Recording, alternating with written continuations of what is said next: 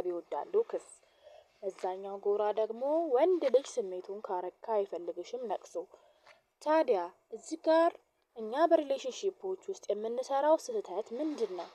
ብዙ ወንዶች ለሚወዷት ሴት በሚገዙላት ውድ ስጦታ በሚሄዱባቸው ሌክዠሪ መዝናኛዎች ፍቅራቸውን የገለጹ በምትኩም የሷን ፍቅር የሚያገኙ ይመስላቸዋል። ነገር ግን ትልቁ ስህተት የሚጀምረው እዚህ ጋር ነው። እስኪ ቆም ብለህ አስበው። ምንም እንኳን ወንድነት ፋይናንሻሊ የሆኑ ጫናዎችን አንተ ላይ ቢያሳርፍም ሚስትና ፍቅረኛ እኩል ናቸው እንዴ? ዛሬ ፍቅረኛ ሆና ማድረግ የምትችለውን ሁሉ ካደረግላት ነገ ሚስትህ ስትሆን ከዛሬ የተሻለ ምን ልታደርግላት ነው? ይልቁንስ ፍቅረኛህን እንደ ሚስት ትርኢት እያደረካት መጥፎ ልምድ እያስለመድካት ነው። በአንተ በየጊዜው የምትገዛላት ውድ ስጦታዎች፣ የምትወስዳት ቅንጡ መዝናኛዎች፣ የምታደርግላት የገንዘብ ድጋፍ ካንተ በላይ ከገንዘብህ ጋር አታችመንት እንድትፈጥር ያደርጋታል። ታዲያ እዚህ ጋር ነው ጌሙን የተበላከው።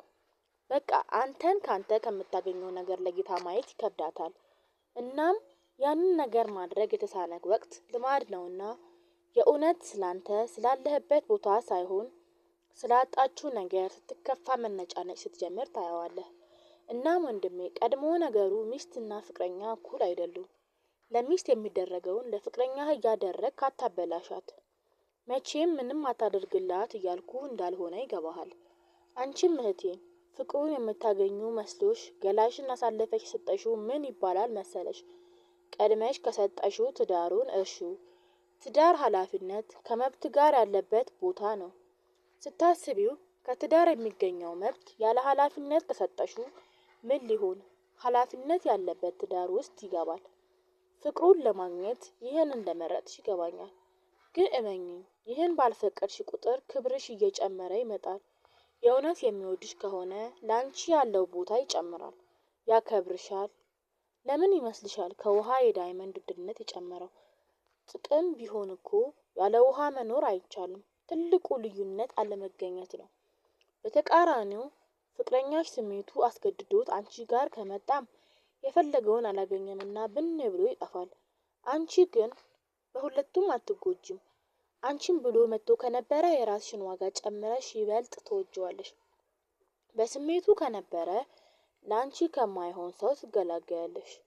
በእርግጥ እዚህ ጋር ወንድ ልጅ አስቦበትም ይሁን ሳያስብበት አንቺን በቀጥታ ሳያስፈቅድ ወደ አድጋ ሊያወጣሽ የሚችልባቸውን ለመጠንቀቅ እንዲሆንሽ ሳያነሱ ማለፍ የቪዲዮውን ሙሉነት ያጎለዋል። የመጀመሪያው እና ብዙ ሴቶች የተሸወዱበት እኔ እንደማገባሽ ታውቂያለሽ፣ ብትወጂኝ ኖሮ እምቢ አትይኝም የሚል ከፍቅረኛቸው የሚመጣ ተደጋጋሚ ወቀሳ ነው። ከዚህም አልፎ ሆን ብሎ አንቺ በምታውቂበት መንገድ ከሌሎች ሴቶች ጋር መቀራረብ ይጀምራል።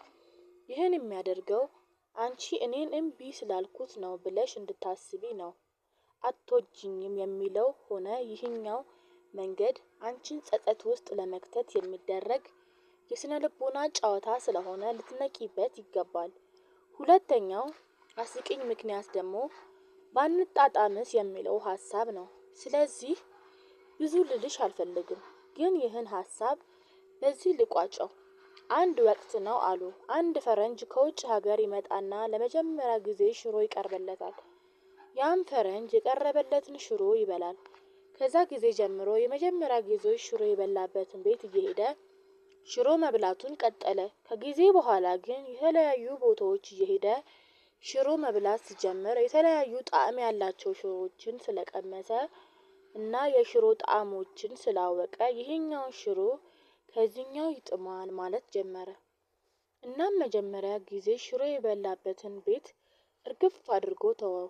መቼም ልልሽ የፈለኩት ገብቶሻል። እናም በመጨረሻ የምነግርሽ እና ብዙ ሴቶች ክብራቸውን ያጡበት ቴክኒክ በሳይኮሎጂ አጠራሩ ፉት ኢን ዘ ዶር ቴክኒክ ይባላል። ምን መሰለሽ እዚህ ጋር የሚፈጠረው ያ ወንድ በፍጹም አብራችሁ እንድታድሩ አይጠይቅሽም።